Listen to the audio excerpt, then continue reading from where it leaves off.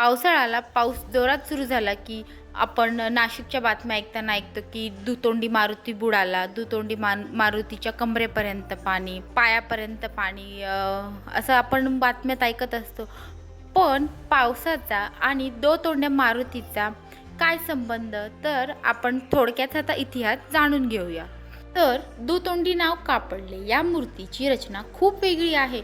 नदीपात्रात उभारलेल्या या भव्य मूर्तीला पुढून आणि मागच्या अशा दोन्ही बाजूंनी मुख तोंड आहे.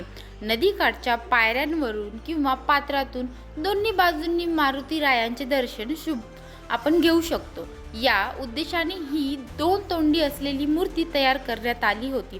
यामुळेच नाशिककर या मूर्तीला प्रेमाने आणि सहजपणे दुतोंड्या मारुती म्हणू लागले. जुनी मूर्ती आणि 1939चा महापूर. यापूर्वी या ठिकाणी सुमारे 5.5 फूट उंचीची एक लहान मूर्ती होती. 1939चा महापूर आला, त्यामध्ये नाशिकमध्ये गोदावरीला अत्यंत भीषण पूर आला होता. या पुराच्या तीव्र प्रवाहामुळे आणि पाण्याच्या प्रचंड दबावामुळे ती जुनी मूर्ती वाहून गेली आणि तिचे नुकसान झाले.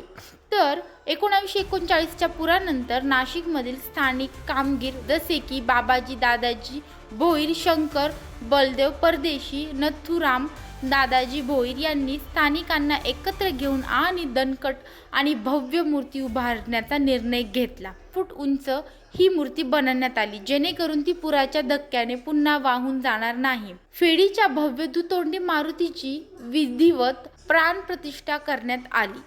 नाशिकमध्ये जेव्हा गंगापूर धरणात पाण्याचा विसर्ग होतो किंवा मुसळधार पाऊस पडतो, तेव्हा नाशिकचे नागरिक आधुनिक मीटरपेक्षा 11 फूट उंच मारुतीच्या मूर्तीकडे पाहून धोक्याचा अंदाज बांधतात. आजही कुंभमेळ्याचे असो किंवा पावसाळ्यात पुराचे अपडेट्स, दुतोंड्या मारुती हे नाशिकच्या संस्कृतीचा आणि ओळखीचा एक अविभाज्य भाग मानला जातो.